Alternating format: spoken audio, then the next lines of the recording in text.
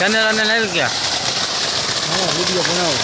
હા વિડીયો બનાવીને આખા ગામમાં મોકલે આખા ગામમાં મોકલો ભલે જોતા હા કાકો કાકો એટલે કાકો મારા પેલા દાળ પાર પણ છૂટા એના કરતાં અત્યારે સારું લાગે હશે અલગ રહ્યો તમને નવો દંડો હોય ને એટલે ખારું લાવવા ચાલુ ચાલુ કરો ને એટલે ચાલુ એવું